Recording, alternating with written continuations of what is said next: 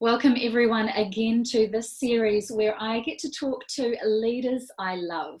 And here with us today is Pat MacFie. You are a creative and your name is well known internationally, having worked with global brands and global creative teams. But I would say, in looking into you and your work, you are fiercely Kiwi. And I hear that you are known to be as calm and wild as the ocean you love and the most passionate person people will ever meet. And even in the short time that we've just been talking, just before I hit record, it's clear that you're really passionate about our New Zealand heritage. And over these last few weeks through COVID, through this crisis, you have been helping Kiwis in small business to feel loved, to feel safe, and to feel a sense of belonging, doing this through the business, or the platform rather, that you co-founded called Manaaki. And so I'd love to talk to you a little bit about this. And you know, you have a wealth of experience through all of your global and local work, and really your work is in content that creates impact, design and innovation for impact. And certainly we've seen that with the formation of Manaaki. But I'd really like to talk more about you and getting to the heart of you and what drives you. So thank you for being here and for being willing to talk with me today. Oh, my pleasure. Excited. Awesome. Now, speaking of exciting, it's been a really wild ride these last few weeks, and you jumped on the ride and have been, let's say, surfing it from its first swell when you saw the need for small business support, and you moved really fast. You were responsive, you were adaptive, you were really persistent, and you know, it was there just like that. And when I say it, I'm talking about Manaaki. It was launched, Andy, when I spoke to him just recently, he said it was literally launched from inception to, you know, execution within 1 week. So I'd love you to tell us about that process and that ride.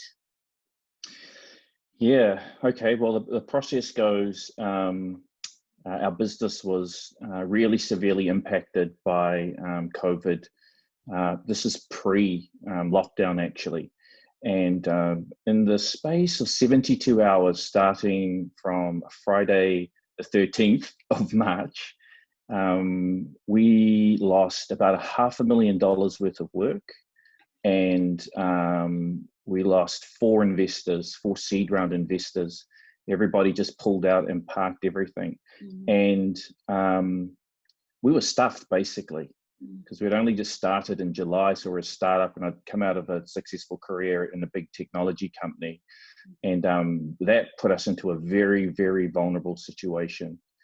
But it's really there that the inception of Manaaki came about, because we were forced to really dig deep into ourselves and try to find a way, design a way forward, innovate a way forward out of the situation, for the benefit of not just our business. Actually, our business was secondary. Primary was our people.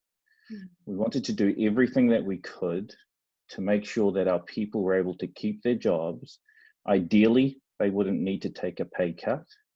And if we could at all, we'd like to really put ourselves to the test at this moment of crisis and say, you know what, you say you're an innovation company, I'll innovate now.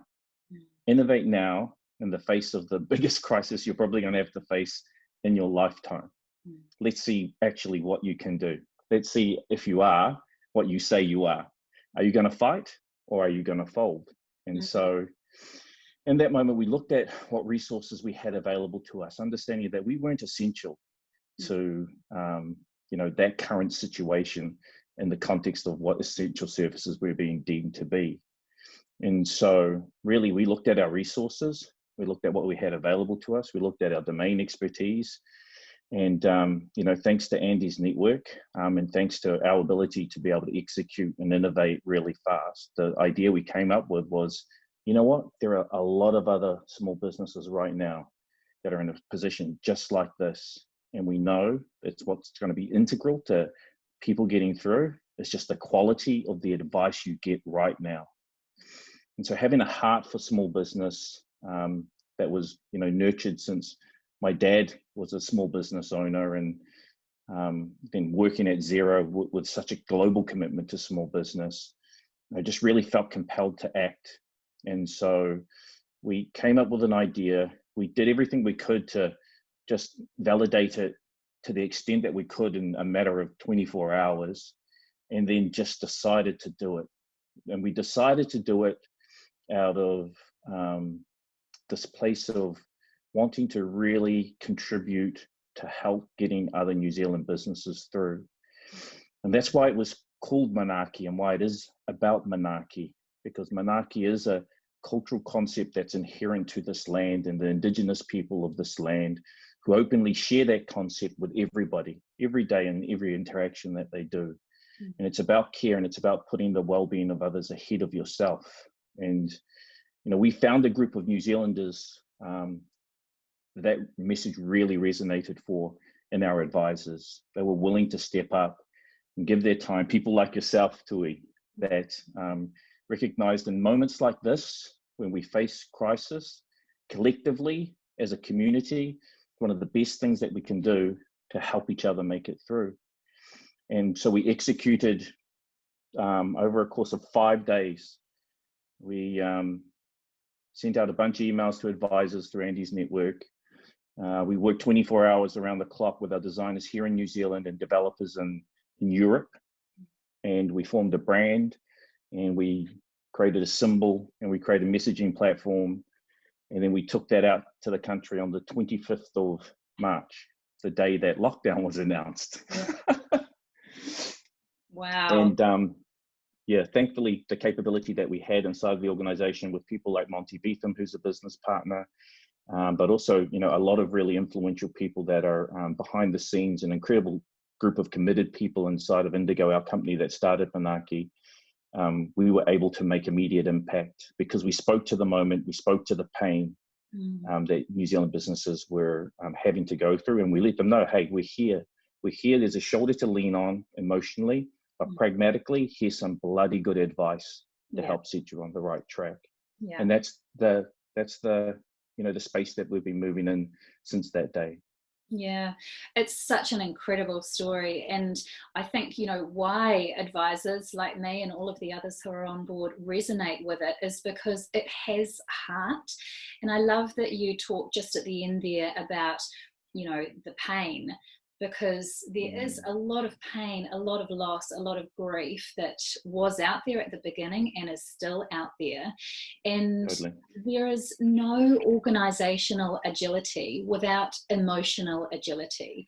And the definition of emotional agility is being flexible with your thoughts and feelings so that you can respond optimally to everyday situations. Now, we are not in an everyday situation right now, but the situation is permeating our everyday. So I'd love you to just run us, just high level, run us the gamut of the thoughts and feelings you've experienced personally through these last few weeks. Yeah, I really believe in emotional agility, and for me also like sensory acuity, this ability to sense everything that is happening around you, to be able to process multiple points of data, be they hard factual data or emotional feedback and a response. And so I don't know, I'm just the kind of guy that when I'm in this mode of executing something like this, I'm less interested in how I feel while I'm operationally inside of it, and more interested in how everybody else is feeling. Because then if I can tap into that and tune into that, I give us a better opportunity to more fully solve the problem for the people that we serve.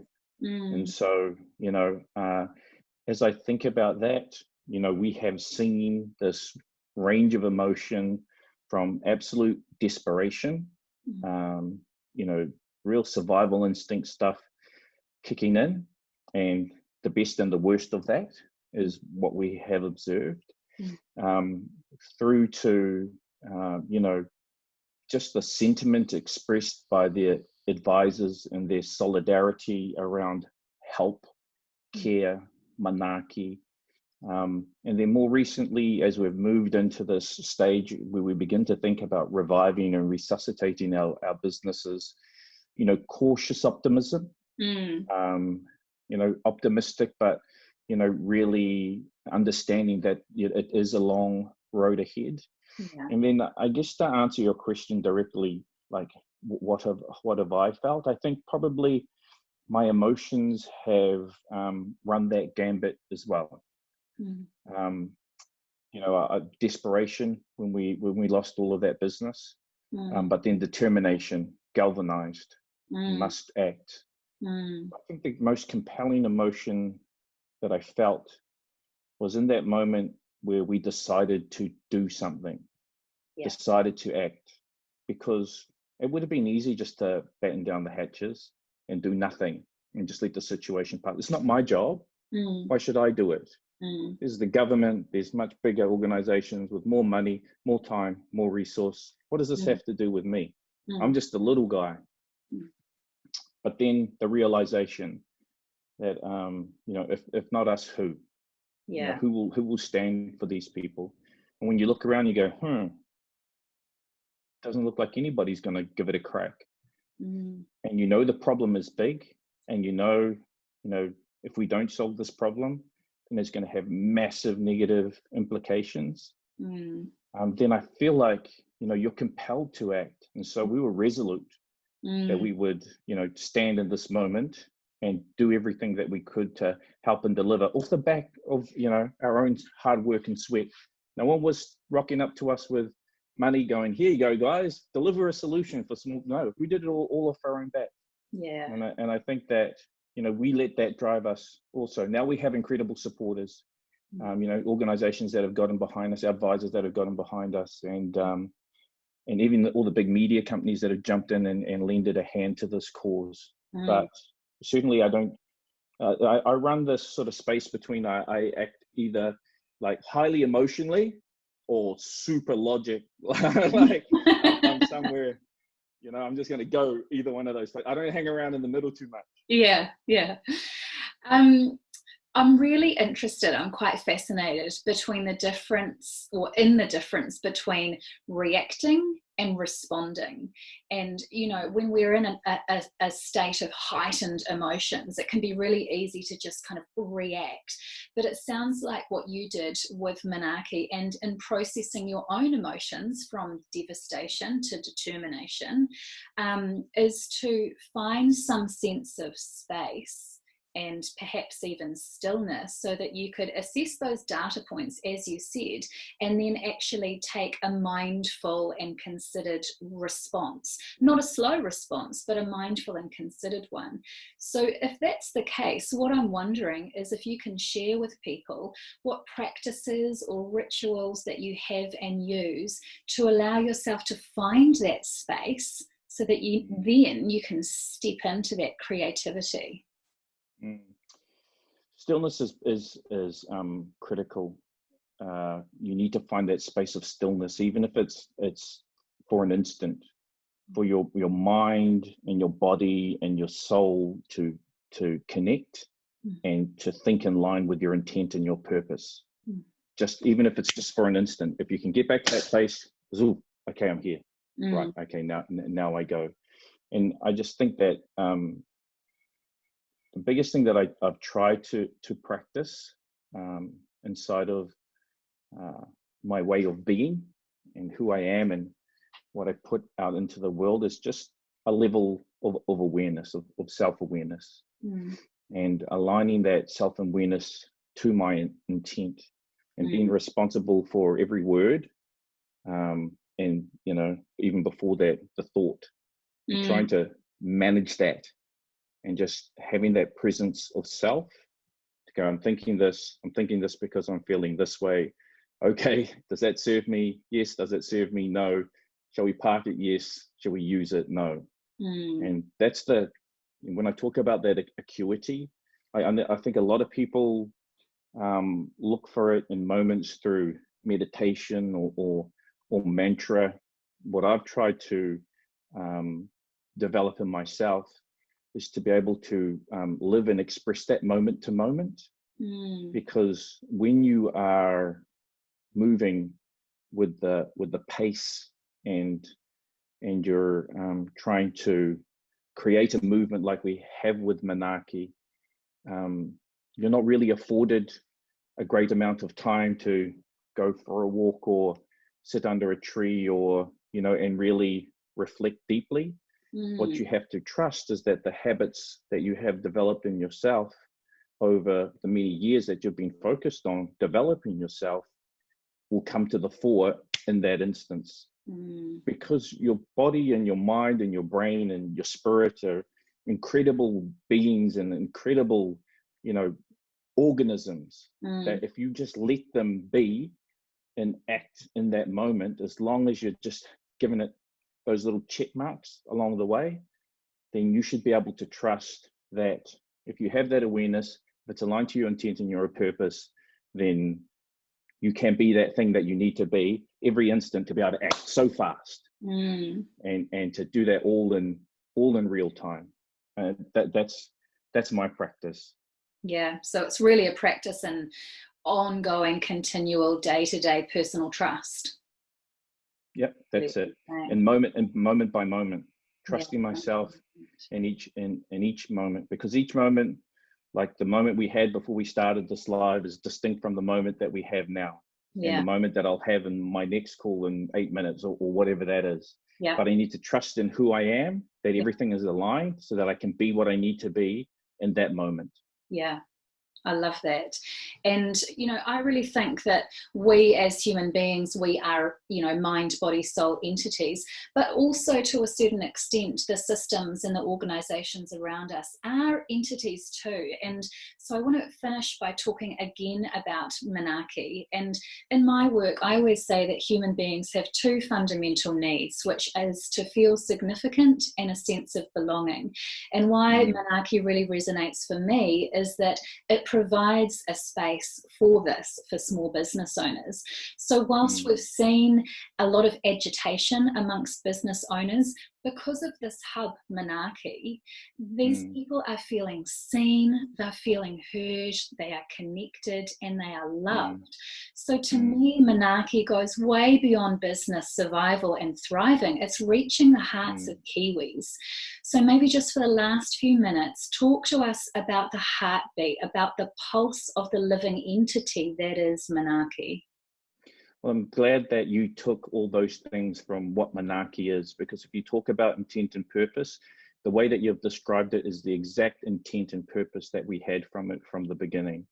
But what we knew is that, in this moment where people are feeling highly stressed, they're in panic mode, they're in survival mode when we first started off.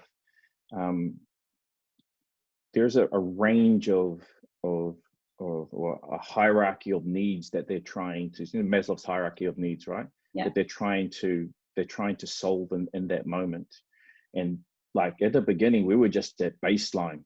How do I survive? And now as we begin to look forward, it's like, actually, can I get back to self-actualization now? Like, can I actually get back to self-determination now? And so the heartbeat of Manaaki is a heart that beats in time with each person that is there on that platform, no matter where they are, because we understand that everything, just the name Manaaki. Once you dive into what that means, there's a reason why really wonderful people like yourself, so many advisors, that word and what it stands for, it resonates so strongly with us. We often cling to our sense of identity and our collective identity in moments like this. And so Manaaki is a perfect concept for us to be able to grab a hold of, because it means, come on, brother, come on, sister, we got you. Together, we can do this.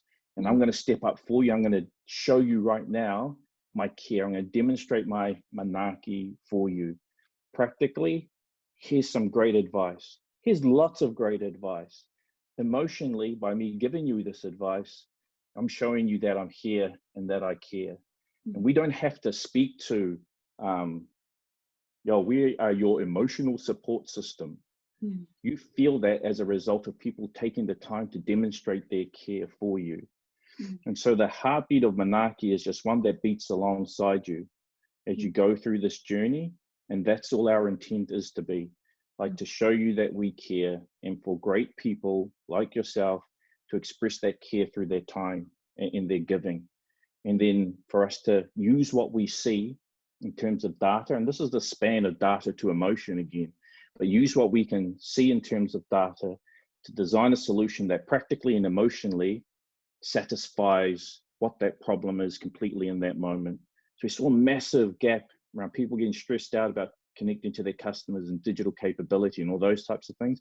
So that's why we did the 1,000 free websites, because we knew if we could make 1,000 websites free, that we'll get a whole bunch of people that all of a sudden would feel like they have a level of control back again. They feel like those people that were out of reach, they could reach.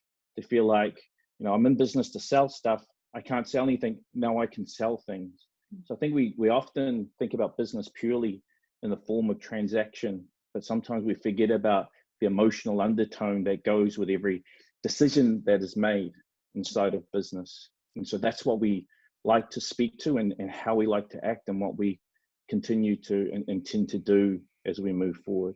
Mm. Manaaki, in terms of the platform Manaaki that you have produced with your team, is such a gift in this time and beyond. I know that it will, you know, sustain itself beyond COVID, beyond level 3, level 2, wherever we go.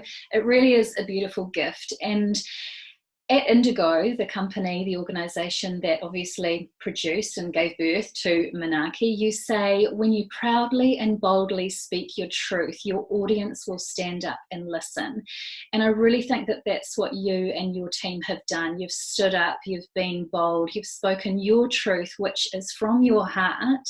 And that's why so many advisors have come on board, and that's why you're helping so many small businesses in New Zealand. So as a small business owner myself, thank you for that gift, and thank you also for your time here today. Ngā mihi kia koe for your mahi also. Thank you very much, Tui. Have a wonderful day. Thanks.